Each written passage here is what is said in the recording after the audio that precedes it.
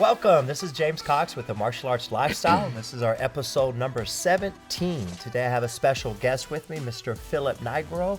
And I want to introduce Philip a little bit, and you can tell us more about yourself and your martial arts journey, and then just some interesting questions. You know, again, the podcast here is about martial arts, but about martial arts in life. In other words, using the life skills and being able to the correlating benefits, if you will, of the whole package of what makes a martial artist, the purity of mind, body, and spirit, the understanding of yourself, and using the benefits, the benefits that you gain, the value that we have, the skills outside of the martial arts, not necessarily always in the martial arts school. And that doesn't, of course, mean kicking and punching people everywhere you go, but it's a lot of those hidden things that people don't really realize that we gain from good martial arts training. We could even go with fitness and, other hobbies and sports and things that have those kind of benefits. Anyway, so Mr. Phillip, why don't you go ahead and kind of introduce yourself? Tell us a little bit about your martial arts journey. Sure.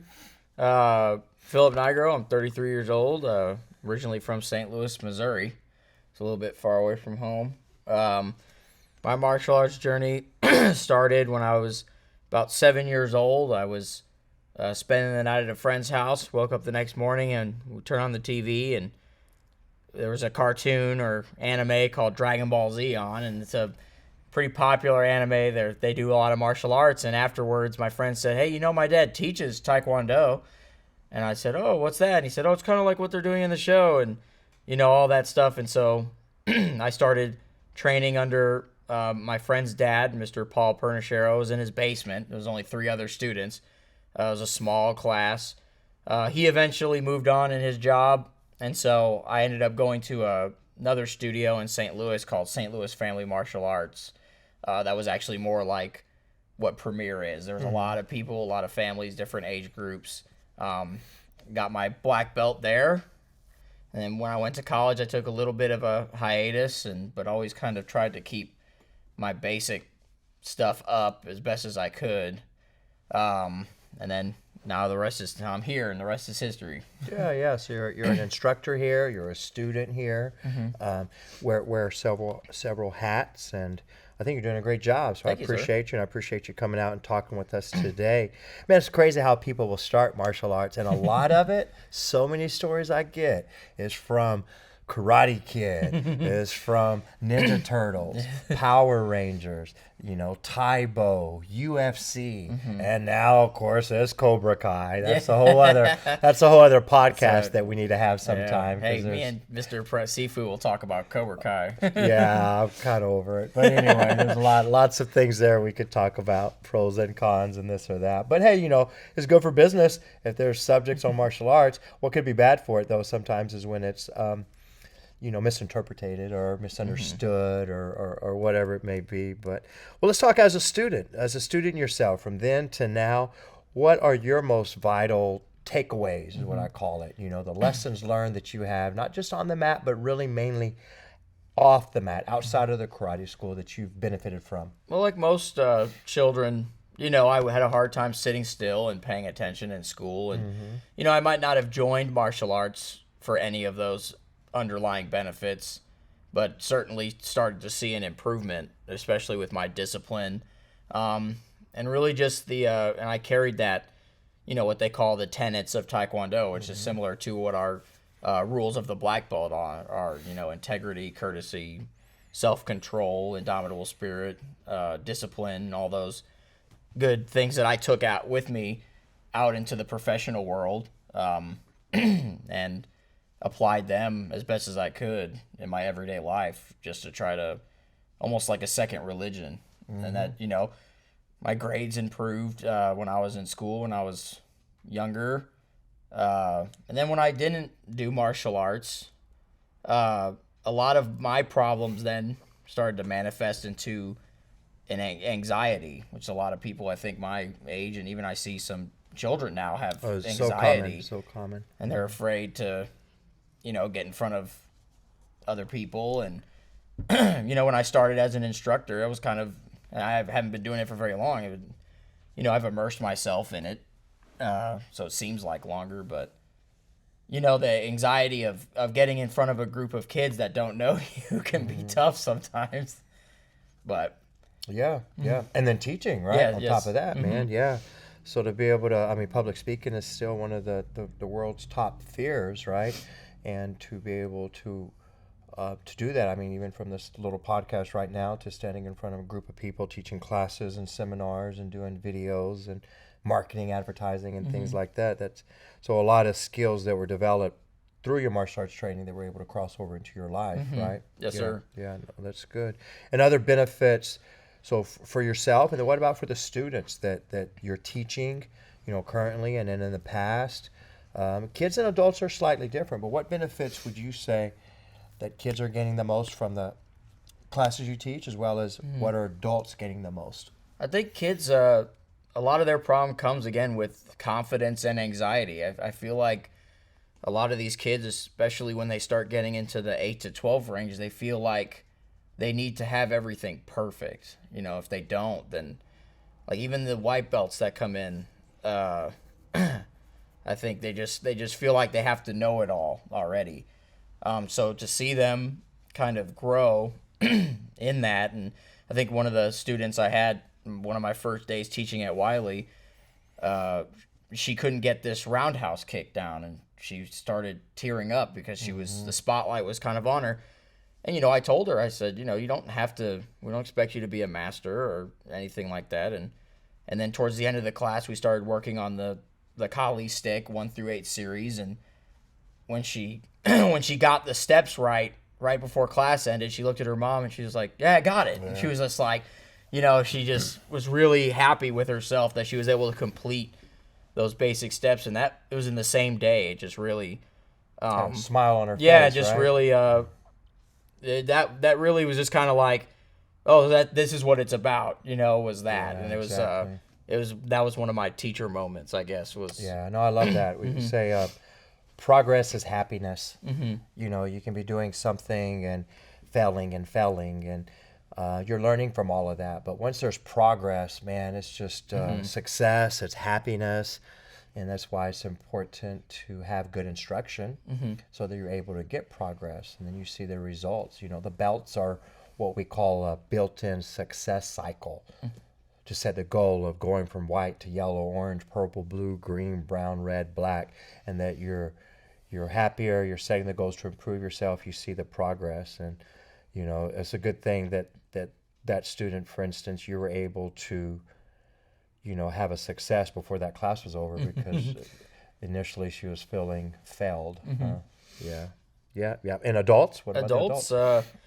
With adults, I think the problem with the adults is like what I call the thorns. A lot of people call them thorns in your mind. When they start, you start turning the wheels up here, and it keeps you from starting or even really going into anything. So like, I might go up to someone and say, "Hey, I'm thinking about doing Brazilian Jiu-Jitsu." "Oh, you think you really want to do that? Are you sure? It's kind of expensive. Do you have the time?" Then these thorns, and then they grab them, and then they don't. They start giving themselves excuses as to why, maybe they're, "Oh yeah, it is a little expensive," or, maybe I am too old.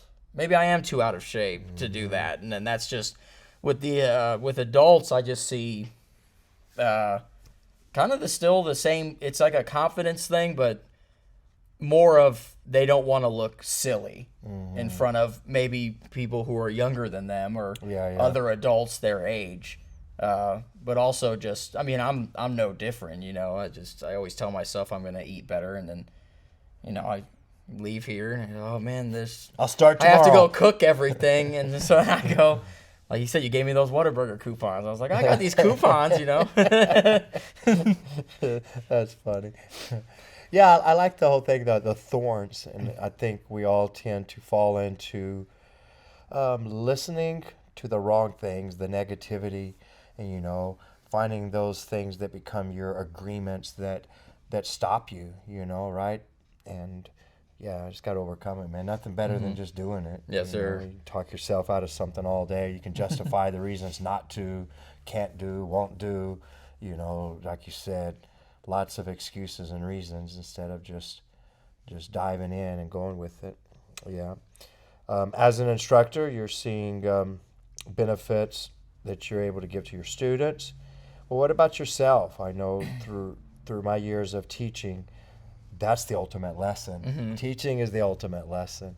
What have you seen improvements as far as you as an instructor, and how has it helped you? Well, definitely one of the biggest challenges, and also what I've learned, is patience. I think that's what a lot of instructors, their patience will be tested, especially with a big group of young children that it's almost like, time is relative, but each passing second where they're almost not paying attention, it just seems like an hour. Right. And trying to keep them involved, and even my own children. I mean, my children just started at Premier, and that's hard. It's hard. Develops unique challenges for me, ones I haven't faced, being one of the primary caretakers of their martial arts journey. And sometimes I feel like maybe I'm too hard on them, harder than I should be. Maybe I think back to myself, and because I started later, and it was the one thing that kind of seemed to come naturally to me, and I'm like, why aren't they understanding? I'm like, well, he's 3 years old, Yeah, right. And so, and I always tell the kids, sometimes when you teach your own lessons, maybe you need to, practice your own lessons yourselves. Like I tell them, I say, I don't need you to be Bruce Lee, and then they look at me like, who's Bruce Lee? But so I don't need you to be Bruce Lee, and then for some reason I'm expecting myself to be perfect, and my children to be perfect. And so patience, I'd say, is definitely a big thing that's really improved, or showed that maybe I need a little bit more patience even.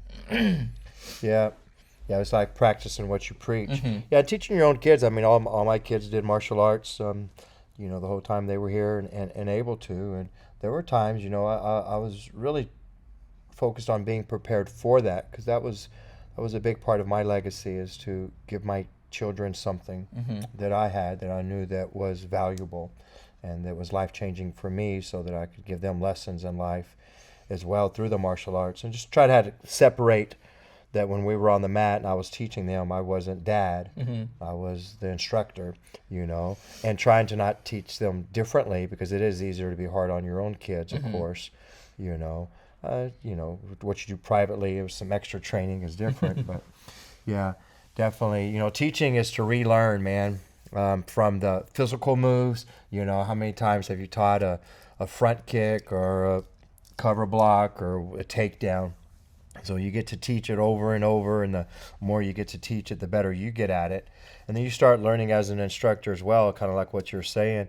Now you gotta practice those same life skills that you're teaching. You're teaching to these kids about, whatever, man, responsibility or patience, or learning to lose, just like learning to win. And now you have to be able to live up to those same standards, and or a little bit higher, of course, because you're the instructor and always get put on that pedestal. That's for sure.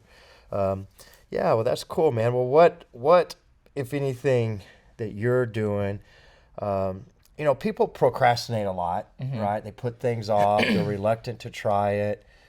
What would be your advice or thoughts on getting people to not be so reluctant, not to procrastinate? If it's doing martial arts, or if it's going to the gym, or if it's changing diet, or if it's learning to play the guitar, whatever, man, but to really live the life that they want, and to experience positive things. Yeah. I mean, you have to tell yourself, like, everyone's going to have a day one. There's always going to be someone's day one. No one jumps into the guitar or the gym, and I see that a lot in the gym. People don't see progress, and then they give up, because, well, really, it's harder to see on yourself progress. You're always harder on yourself, but it's just, everyone's going to have a day one. You just have to get in there, and if it's something you really want, give it a shot. I mean, I was a zookeeper for 10 years, and I wanted to change careers, and so I, just jumped into EMT school, and, completely went from taking care of animals to taking care of people. The EMT thing worked out, some other things didn't, and now I'm here. So, just never stop, growing. Or if you're not happy, a lot of it, sometimes you're in control of that. And if you want to change that, don't be afraid to take a shot. Like I saw your Facebook ad for karate, martial arts instructor. Told my wife, I said, hey, you can be a martial arts instructor? Because when my school, it was owned by him, and he just kind of used the brown belts and black belts as volunteer instructors. That's kind of like what you did. You became higher up there, and congratulations. Now you're helping me teach the class because I have to do intros or I have to catch up on this. And so then I applied for that job, the posting you had, and disappeared. And I said, I guess I didn't get that. And then I got a call from you, and now here we are. So, and part of me did think like, oh, there's no way that's real, I almost didn't apply to it. But you just have to just remember that everyone has to start somewhere, and you'll miss 100% of the shots you don't take. Right, right, exactly. Yeah, you gotta be willing to try. Yes, sir. Right? Willing to try, and it does go a lot with what you were saying. Happiness, especially if it's a good thing. I mean, you don't know if you don't try, right? Yeah, exactly, man. I think a lot of times we just are people just scared. Yeah. Well, failures. What do you have to fear? Failure's tough. Fear itself. I think people are afraid of a lot of things cost money, and they don't want to spend money, and then it not work out, or time. You never get time back. Then, but just like you said, you just got to get in there, find out what makes you happy, and go for it. Just do it. Yeah, right. Sounds easy, right? Yeah. Well, you're still a young man. Every time you get older, older becomes younger. So you're going to start telling these people you're still a young man. Yes, sir. When you were there, it was old. But yeah. So you have time for sure. What are your future goals, plans? Ways that you see self-improvement, and what are you going to do to get there? Well, this is it. I'm in this for the long haul. I think I still have a ton to learn. I mean, you always will. Yes, sir. Yeah. As you know, I have big shoes to fill with Sifu Serta being gone, and he's great. And I hope to, sometimes that kids and families will look to me like they look to him, and that's going to take a lot. And I want to earn my black belt under you. I want to be one of your black belts. I want to be a Brazilian Jiu-Jitsu black belt 10 years from now. Yeah. So we'll keep working at it. And how I'm going to accomplish that is just keep grinding, just keep learning, never think I know it all, and keep studying, and keep coming to class. Yeah, we're at the right place. You're on the right path, and I think you have a great understanding of what it takes. If it's to do things here, to do other things in your life, is to have that success coach, if you will, to have an instructor, to have guidance. We all need backup. And then, the plan. You follow the plan, then it's proven, it's worked, and then you get the results and the benefits. But it's kind of like you get out of it what you put in it. Yes, sir. Just like everything else. Work through the days and get out of what you put in it. Well, Mr. Philip, was kind of what I wanted to ask, man, today. I appreciate the time and the effort, and, and you being here and adding some insight. I'm sure there's some very inspiring things that you have to give to the listeners here. Yes, Anything sir. else you want to add? Any closing thoughts? Or? Just like you've been saying, you're always a student. The day you think you know it all is the day you probably should stop and quit. Yeah. And then I tell the students, one of my favorite quotes is just, a black belt is a white belt that never quit, that never stopped. Exactly, 100%. Yeah. Always be a student. That way you're eager and you learn, I mean, you always got to be kind of hungry. Yes, right? sir. Yeah, that's that way. And you go through some struggles. Be okay with struggles and be ready to learn. I think that's what it's about in martial arts. That's what it's about in life. So, all right, man, I appreciate you. Thanks a lot. Yes, sir. And thanks, guys. Hey, if you haven't checked out all of our episodes, then, make sure you follow, you check them out, you share them, you like them, make those good comments, as well as our podcast. Check out our YouTube channel. It's James Cox Martial Arts, our YouTube channel. There's some good videos on there, some good instructional, some good motivation, education, and we'll talk to you guys soon. Thanks.